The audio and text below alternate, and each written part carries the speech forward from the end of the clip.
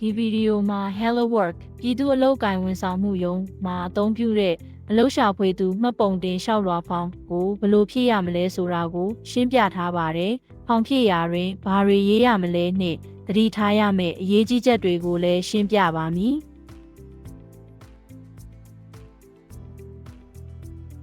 ဒီဗီဒီယိုကို Hello Work သို့သွားမည်သို့မဟုတ်သွားပြီးနောက်အချိန်မရွေးကြည့်နိုင်ပါသည်။တခုခုနားမလည်ပါက Hello Work ဝန်ထမ်းများကိုမေးမြန်းနိုင်ပါသည်။ဒါကတော့အလုပ်ရှာဖွေသူမှတ်ပုံတင်လျှောက်လွှာဖောင်ဖြစ်ပါတယ်။ဒီဖောင်ထဲရှိအချက်လက်များအပေါ်အခြေခံပြီး Hello Work ကတင့်ကိုမှတ်ပုံတင်ကတင့်နှင့်ကိုက်ညီသောအလုပ်များကိုရှာဖွေရန်ကူညီပေးပါမည်။ဒီဗီဒီယိုကိုကြည့်နေစဉ်အတွင်းဖောင်ကိုဖြည့်နိုင်ပါတယ်။ရှင်းပြနေသောအပိုင်းများကို screen ပေါ်တွင်အဝါရောင်ဖြင့်အလေးပေးဖော်ပြပါမည်။တခုခုနားမလည်ပါကနောက်မှ Hello Work ဝန်ထမ်းများနှင့်ဆွေးနွေးပြီးဖြည့်နိုင်ပါသည်။မိမိဖြည့်နိုင်သလောက်အများဆုံးဖြည့်ရေးပေးပါ။အလုပ်ရှာဖွေသူမှတ်ပုံတင်လျှောက်လွှာဖောင်ထဲမှာလိပ်စာဖုန်းနံပါတ်စတဲ့ကိုယ်ရေးအချက်လက်များအပြင်ပညာရေးချင်းတခြားအောင်လက်မှတ်နှင့်အလုပ်အတွေ့အကြုံများကိုပါဖြည့်ရန်တောင်းဆိုပါမည်ဖြစ်သောကြောင့်အချက်လက်တွေကိုမစတင်မီပြင်ဆင်ထားပါ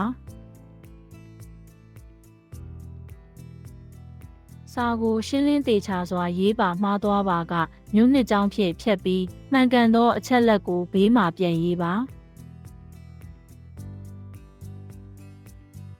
ပထမဦးဆုံးတင့်နာမည်ကိုရေးပါဖရီကနာကိုကာတာကာနာဖြင့်ရေးပါ passport နေထိုင်ခွင့်ကတ်ကျန်းမာရေးအာမခံကတ်သို့မဟုတ်အခြားတရားဝင်စာရွက်စာတမ်းများကိုပို့ကားပါတင့်နာမည်ကိုကာတာကာနာဖြင့်အပြည့်အစုံမရေးနိုင်ပါကအလိပ်အခရာကိုအသုံးပြုနိုင်ပါသည်ဖရီကနာဆိုသည်မှာတင့်နာမည်၏အတန်ထွက်ဖြစ်ပါသည်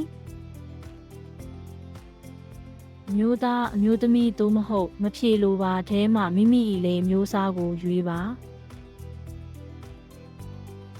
မွေးနေ့ကိုနှစ်လရက်အစဉ်တိုင်းရေးပါအသက်ကိုလည်းကွင်းထဲတွင်ရေးပါမတန်ဆွမ်းဖြစ်ပါကမတန်ဆွမ်းကိုရွေးပါဒီရွေးချယ်မှုသည်မတန်ဆွမ်းသူများအတွက်အလုပ်များကိုရှာဖွေလိုသူများအတွက်ဖြစ်ပါသည်ဝဲရပြီးနောက်အလုပ်အတွေ့အကြုံမရှိသေးကိုတော့ဝဲရပြီးနောက်သို့မဟုတ်ကျောင်းပြီးဆုံးပြီးနောက်မှဆက်၍အလုပ်မလုပ်ဘူးသူများအတွက်သာရွေးပါဤအခြေအနေများထဲမှာတင့်အတွက်သက်ဆိုင်ပါကတင့်တော်သောအကွက်များကိုအမှန်ချစ်ပါလိပ်စာနှင့်စာရိုက်နံပါတ်ကိုရေးပါအဆောက်အအုံမီနှင့်အခန်းနံပါတ်ကိုထည့်သွင်းရေးပါဒီချက်လက်များကို Hello Work ကတင်းနှင့်ဆက်သွယ်ရန်အသုံးပြုမည်ဖြစ်သဖြင့်မှန်ကန်မှုရှိမရှိတေချာစစ်ဆေးပါစာရိုက်နံပါတ်ကိုသိရှိပါကလိပ်စာကိုပုံမလွယ်ကူစွာအတည်ပြုနိုင်ပါသည်လိပ်စာကိုဂျပန်စာဖြင့်အပြည့်အစုံမရေးနိုင်ပါကအလိပ်အခရာကိုအသုံးပြုနိုင်ပါသည်အိမ်ပြောင်းရွှေ့ရန်အစီအစဉ်ရှိပါက Hello Work ဝန်ထမ်းများအားပြောပါအနည်းဆုံးယထာဘူတာသို့ဘတ်မှတ်တိုင်ကိုရေးပါအနည်းဆုံးဘူတာမှတ်တိုင်ဆိုသည်မှာတင့်အိမ်နီးဆုံးယထာဘူတာသို့မဟုတ်ဘတ်မှတ်တိုင်ကိုဆိုလိုပါသည်အိမ်မှဘူတာမှတ်တိုင်သို့တွာလာနိုင်သောနီလန်းကိုလမ်းလျှောက်စက်ဘီးမော်တော်ဆိုင်ကယ်ကားသို့မဟုတ်အခြားထဲမှရွေးချယ်ပြီးထိုအကွာဝေးကိုတွားရန်လိုအပ်သောအချိန်ကိုရေးပါတွာလာနိုင်သောရင်ပုံစံများကိုဖော်ပြခြင်းသည်တင့်အတွက်တင့်လျော်သောအလုပ်ကိုရှာဖွေရန်ပုံမလွယ်ကူစေပါသည်နေကင်းချိန်မှာလွယ်ကူစွာဆက်သွယ်နိုင်တဲ့ဖုန်းနံပါတ်ကိုရေးပါမိုဘိုင်းဖုန်းရှိပါကမိုဘိုင်းနံပါတ်ကိုပါရေးပါဖက်မရှိပါကဤအပိုင်းကိုအလွတ်ထားနိုင်ပါသည်အလုပ်ရှာဖွေသူ၏အချက်လက်များကိုအများပြည်သူမြင်နိုင်အဖြစ်ထားပါကကုမ္ပဏီများသည်တင်မျှော်မှန်းထားသောအလုပ်အခြေအနေအချက်လက်များကိုကြည့်ရှုနိုင်ပြီးတင့်အားဆက်သွယ်မေးမြန်းနိုင်ပါသည်တင့်၏အလုပ်ရှာဖွေသူအချက်လက်ကိုအများပြည်သူမြင်နိုင်အဖြစ်ထားမည်သို့မဟုတ်မထားမည်ကိုရွေးချယ်ပါအချို့သောအချက်လက်များကိုမမြင်နိုင်အဖြစ်ထားနိုင်ပါသည်မြင်နိုင်မမြင်နိုင်ဟုရွေးချယ်နိုင်သောနေရာများတွင်တင့်ဆန္ဒအတိုင်းရွေးချယ်ပါ အလောက်ရှာဖွေသူအချက်လက်ကိုမြည်သူများထံကမ်းလှမ်းမည်ကိုရွေးချယ်ပါဒေသခံအစိုးရများသို့မဟုတ်ပုဂ္ဂလိကအလုပ်ကိုင်အေဂျင်စီများထံပေးဖို့ကမ်းလှမ်းနိုင်ပါသည်ဒေသခံအစိုးရနှင့်ပုဂ္ဂလိကကုမ္ပဏီနှစ်ဖက်လုံးဒေသခံအစိုးရသာပုဂ္ဂလိကကုမ္ပဏီသာသို့မဟုတ်ညီသူထံမှမပေးတိုထဲမှရွေးချယ်ပါအချက်လက်ကိုကမ်းလှမ်းသည့်နေရာများပိုများပါကအလုပ်ကိုင်မိတ်ဆက်ရရှိနိုင်သောအခွင့်အလမ်းများတိုးလာနိုင်ပါသည်မတေကြပါက Hello Work ဝန်ထမ်းများနှင့်တိုင်ပင်ပြီးနောက်ဆုံးဖြတ်နိုင်ပါသည်ဖောင်၏အချို့အပိုင်းများတွင်အများမြင်နိုင်မမြင်နိုင်ရွေးချယ်ရန်အမှတ်အသားရှိပါသည်အများမြင်နိုင်ကိုရွေးချယ်ပါကကုမ္ပဏီများသည်တင့်အချက်လက်ကိုကြည့်ရှုနိုင်ပါသည်အချို့အချက်လက်များအတွက်အများမြင်နိုင်မမြင်နိုင်အဖြစ်ထားမည်ကိုရွေးချယ်နိုင်ပါသည်အများမြင်နိုင်သို့မဟုတ်မမြင်နိုင်တို့ကိုရွေးချယ်ပါအလုပ်ရှာဖွေသူအချက်လက်များကိုအများမြင်နိုင်အဖြစ်ရွေးချယ်ထားသောအခါတွင်သာဤရွေးချယ်မှုကိုပြုလုပ်ရန်လိုအပ်ပါသည်အကယ်၍အချက်လက်ကိုအများမမြင်နိုင်အဖြစ်ထားလိုပါကမည်သည့်ရွေးချယ်မှုမျှမလိုအပ်ပါ Hello Work ကတင့်ကိုဘယ်လိုဆက်သွယ်စေခြင်းတလဲကိုစာတိုက်ဖုန်းမိုဘိုင်းသို့မဟုတ် fax ထဲမှရွေးချယ်ပါမဆက်သွယ်စေလိုပါကမဆက်သွယ်စေလိုပါကိုရွေးချယ်ပါအချိန်ပြည့်အချိန်ပိုင်းသို့မဟုတ်ရာသီအလိုက်အလုပ်ထဲမှတင့်လိုအပ်သောအလုပ်ပုံစံကိုရွေးချယ်ပါအလုပ်စာချုပ်ကာလအပေါ်ဆန္ဒရှိပါကကာလအကန့်အသတ်မရှိ၄လနှင့်အထက်သတ်မှတ်ကာလ၄လအောက်သတ်မှတ်ကာလသို့မဟုတ်နေစားအလုပ်သို့မဟုတ်တစ်လအောက်ထဲမှတစ်ခုကိုအမှတ်ချက်ပါတင်လက်ရှိဆန္ဒအတိုင်းသာရေးပါနောက်မှပြုပြင်ပြောင်းလဲနိုင်ပါသည်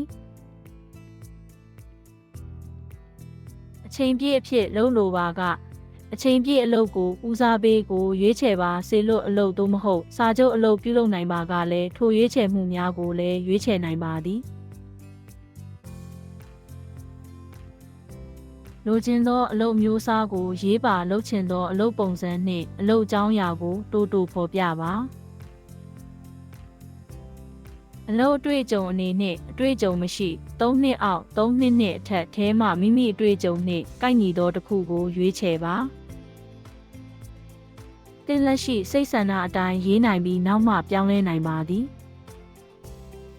အလုပ်မျိုးစားကိုမဆုံးဖြတ်ရသေးပါကမိမိလုပ်နိုင်သောအလုပ်များကိုအခြေခံ၍ရွေးချယ်ပြီးအလုပ်အကြောင်းအရာကိုအတူချုပ်ဖော်ပြပါအလုပ်ချိန်ရွေးလိုပါကရှိကကိုရွေးပြီးစတင်ချိန်နှင့်ပြီးဆုံးချိန်ကိုရေးပါအချိန်ပိုင်းဖြစ်ပါကတစ်နေ့လျင်လုပ်လိုသောနာရီသို့မဟုတ်တစ်ပတ်လျင်လုပ်လိုသောရက်အရေအတွက်ကိုရေးပါညဆိုင်အလုပ်နှင့်အဆိုင်အလုပ်များအတွက်ဘာမဆိုလုပ်နိုင်မလုပ်နိုင်ထဲမှရွေးချယ်ပါအလုပ်ချိန်အတွက်ရွေးချယ်မှုနှင့်ပတ်သက်၍ဆန္ဒမရှိပါကမရှိကိုရွေးပါကလေးထိန်းခြင်းသို့မဟုတ်အခြားအကြောင်းရင်းများကြောင့်အချိန်ကန့်သတ်ချက်ရှိပါက Hello Work ဝန်ထမ်းများအားပြောပါလိုချင်သောနားရက်များကိုရေးပါတစ်ပတ်အတွင်းရှိနေ့ရက်များတနင်္လာမှတနင်္ဂနွေနှင့်ဂျပန်နိုင်ငံ၏အားလပ်ရက်များထဲမှရွေးချယ်နိုင်ပါသည်နားလိုသောနေ့များရှိပါကထိုနေ့များကိုရွေးချယ်ပါဂျပန်နိုင်ငံ၏အားလပ်ရက်များတွင်မလုံနိုင်ပါကထိုနေ့များကိုနားရက်အဖြစ်တောင်းနိုင်ပါသည်အချိန်ပြည့်အလုပ်လုပ်လိုပါကတပတ်2ရက်နားစနစ်အတွက်အပတ်တိုင်းအခြားသို့မဟုတ်မရွေးပါထဲမှရွေးချယ်ပါ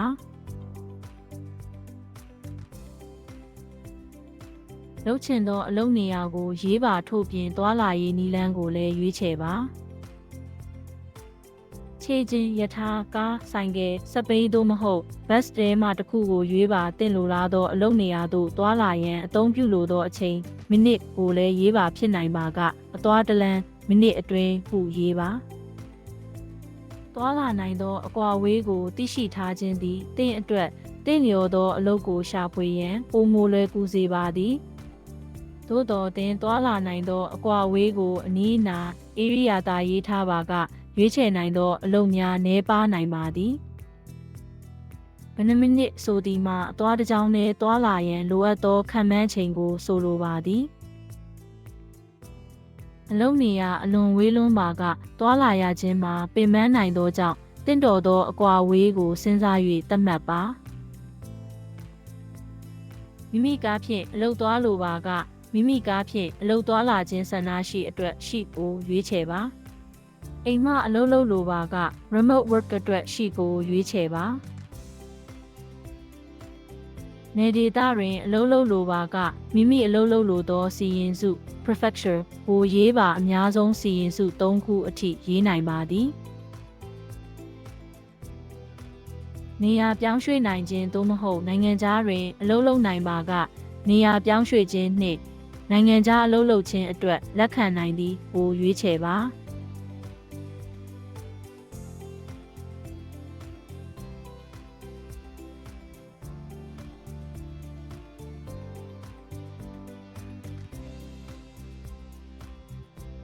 လိုချင်သောလစာကိုရေးပါလစဉ်လစာသို့မဟုတ်အချိန်ပိုင်းအလုပ်အတွက်တနာရီလစာမသေးကြပါက Hello Work ဝန်ထမ်းများနှင့်တိုင်ပင်နိုင်ပါသည်လစဉ်လစာဆိုသည်မှာတစ်လအတွင်းရရှိသောပမာဏကိုဆိုလိုပြီးတနာရီလစာဆိုသည်မှာတနာရီအတွက်ရရှိသောလစာပမာဏကိုဆိုလိုပါသည်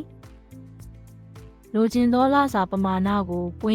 အတွင်းရေးပါအခွန်နှင့်လူမှုအာမခံကြေးများမဖြတ်တောက်မီ gross ပမာဏကိုရေးပါသို့သောလိုချင်သောလစာအလွန်မြင့်မားပါကအလုပ်ရှာဖွေရန်ခက်ခဲနိုင်ကြောင်းသတိပြုပါမိသားစုအခြေအနေကိုဒီနေရာမှာရေးပါအိမ်အောင်ရှိမရှိကိုရှိသို့မဟုတ်မရှိဟုရွေးချယ်ပြီးမိခိုသူများရှိပါကအရေးအတွက်ကိုရေးပါတွင်ထည့်သွင်းစဉ်းစားပေးရန်လိုအပ်နိုင်သောအချက်များကိုရေးပါကလေးငယ်များရှိပါကသို့မဟုတ်စောင့်ရှောက်ရန်လိုအပ်သောမိသားစုဝင်များရှိပါကရှိကိုရွေးချယ်ပါမိသားစုအခြေအနေကြောင့်အလုပ်လုပ်နိုင်ရန်အချိန်ကန့်သတ်ချက်များရှိအထူးစဉ်းစားပေးရန်လိုအပ်သည့်အချက်များရှိပါကကြောက်ရွံ့မနေဘဲရေးပါလုပ်ငန်းအတွင်းဘေးကင်းရေးအတွက်ထည့်သွင်းစဉ်းစားရန်လိုအပ်သောကိုယ်ခန္ဓာဆိုင်ရာအခြေအနေများရှိပါကလည်းရေးပါနိုင်ငံခြားသားများအနေဖြင့်နေထိုင်ခွင့်အမျိုးအစားနှင့်နေထိုင်ခွင့်ကာလကိုရေးပါထို့ပြင်နေထိုင်ခွင့်အမျိုးအစားအပြင်ပြင်ပလှုပ်ဆောင်ခွင့်ရှိမရှိကိုလည်းဖော်ပြပါလုံနိုင်သောအလုပ်မျိုးစားများတွင်ကန့်သက်ချက်များရှိပါကလည်းရေးပါနေထိုင်ခွင့်အမျိုးအစားကိုနေထိုင်ခွင့်ကတ်ထဲတွင်ဖော်ပြထားသကဲ့သို့အတိအကျရေးပါနေထိုင်ခွင့်ကာလအဆိုသည်မှာဂျပန်တွင်နေထိုင်နိုင်သောနောက်ဆုံးရက်အထိကာလကိုဆိုလိုပါသည်နားမလည်သောအချက်များရှိပါကမိမိသိထားသလောက်ကိုသာရေးပါအလုပ်ရှာဖွေရာတွင်တင့်အတွက်အရေးကြီးဆုံးဟုယူဆသောအချက်များကိုရွေးချယ်ပါအလုပ်မျိုးအစားအလုပ်အကြောင်းအရာအလုပ်ချိန်အလုပ်ပုံစံနားရက်အလုပ်နေရာနှင့်လစာတို့ထဲမှအများဆုံး3ခုအထိရွေးချယ်နိုင်ပါသည်အလယ်တန်းအထက်တန်းအတန်းမြင့်တင်တန်းနည်းပညာအထက်တန်းကျောင်း9နှစ်တင်တန်းတမွေးဝမ်းကျောင်းပညာသင်ကျောင်းကောလိပ်တက္ကသိုလ်ဘွဲ့လွန်နှင့်အလုပ်အကင်လေ့ကျင့်ရေးကျောင်းထဲမှအမြင့်ဆုံးပညာရေးအဆင့်ကိုရွေးချယ်ပါထို့ပြင်ပြီးဆုံးပြီးသားမကြာမီပြီးဆုံးမီကျောင်းမပြီးဆုံးမီထွက်လေ့လာနေစေတို့ထဲမှလက်ရှိအခြေအနေကိုလည်းရွေးချယ်ပါကျောင်းပြီးဆုံးခဲ့သောနှစ်လကိုရေးပါအဓိကလေ့လာခဲ့သောဘာသာရပ်ကိုရေးပါထည့်သွင်းလိုသောအချက်လက်များရှိပါကမှတ်ချက်အပိုင်းတွင်ရေးနိုင်ပါသည်တခြားအောင်လက်မှတ်များသို့မဟုတ်ဒီပလိုမာများရှိပါကအကြံပေးဆွေးနွေးချိန်တွင်ပြသနိုင်ပါသည်ကျောင်းမီနှင့်အဓိကဘာသာကိုသိသလောက်ရေးပါမသိသေးသောအချက်များရှိပါကသိသလောက်ရေးပြီး Hello Work ဝန်ထမ်းများနှင့်တိုင်ပင်ပါအလုပ်သင်တန်းတက်ဖူးပါကဒီနေရာတွင်ရေးပါအလုပ်အတွက်အသုံးဝင်နိုင်သောသင်တန်းကိုပြီးမြောက်ထားပါကထည့်သွင်းရေးသားရန်အကြံပြုပါသည်သင်တန်းပေးသောအဖွဲ့အစည်းအမည်သင်တန်းအမည်သင်တန်းအကြောင်းအရာနှင့်သင်တန်းကာလကိုရေးပါ အလုတ်တင်တန်းမတက်ဘူးပါကဤအပိုင်းကိုအလွတ်ထားနိုင်ပါသည်ဂျပန်နိုင်ငံတွင်အသုံးပြုနိုင်သောလိုင်စင်များနှင့်အရေးချင်းများကိုရေးပါရင်မောင်းလိုင်စင်ရှိမရှိကိုလည်းဖော်ပြပါဂီယာနှင့်အော်တို2မျိုးလုံးမောင်းနိုင်ပါကကန့်သက်မရှိကိုရွေးချယ်ပါအော်တိုကားသာမောင်းနိုင်ပါကရပ်သားကိုရွေးချယ်ပါအလုပ်အတွက်အသုံးဝင်နိုင်သောအခြားရည်ချင်းအောင်လက်မှတ်များရှိပါက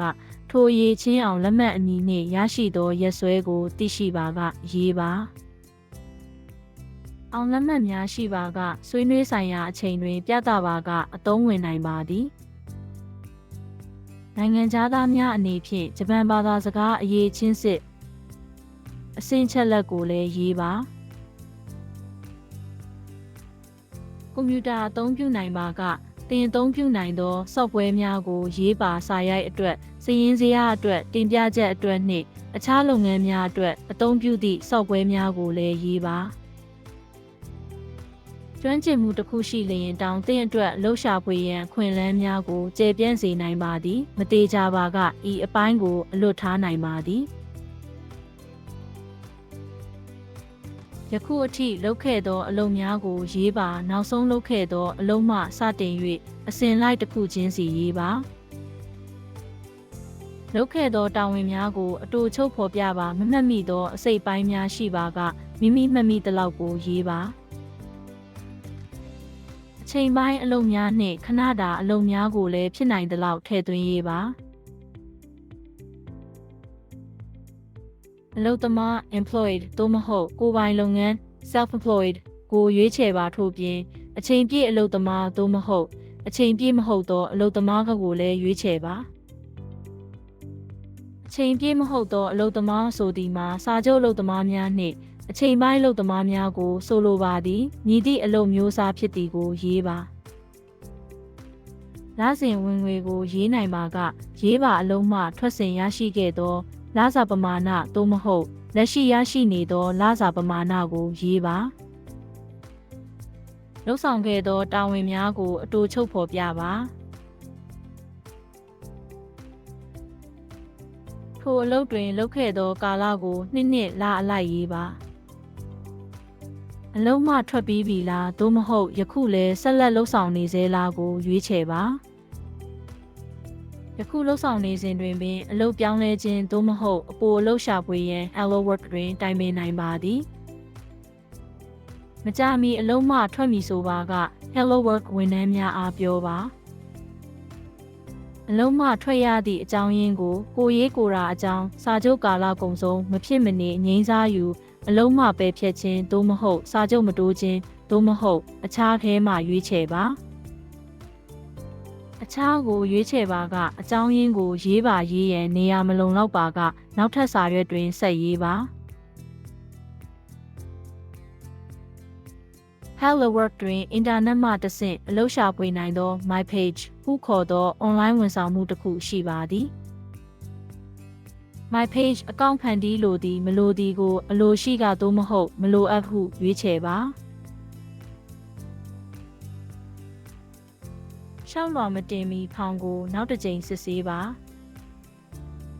နားမလည်သောအပိုင်းများသို့မဟုတ်ဖြည့်ရန်ခက်ခဲသောနေရာများရှိပါကအကြံပေးဆွေးနွေးချိန်တွင်ပြီးစီးအောင်ဖြည့်နိုင်ပါသည်သင်အမည်လိပ်စာနှင့်ဆက်သွယ်ရန်အချက်လက်များသည်အရေးကြီးသောကြောင့်အထူးသတိပြု၍စစ်ဆေးပါ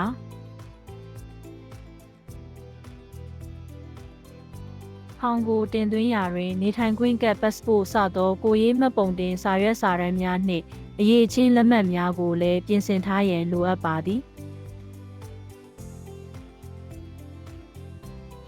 ဒီနေရာအထိသည်အလုပ်ရှာဖွေသူမှတ်ပုံတင်လျှောက်လွှာဖောင်ဖြည့်နည်းအကြောင်းရှင်းပြခြင်း၏ဤကုန်းဖြစ်ပါသည်နားမလည်သောအချက်များရှိပါကအလွတ်ထားပြီး Hello Work ဝန်ထမ်းများနှင့်တိုင်ပင်ရင်းဖြည့်နိုင်ပါသည်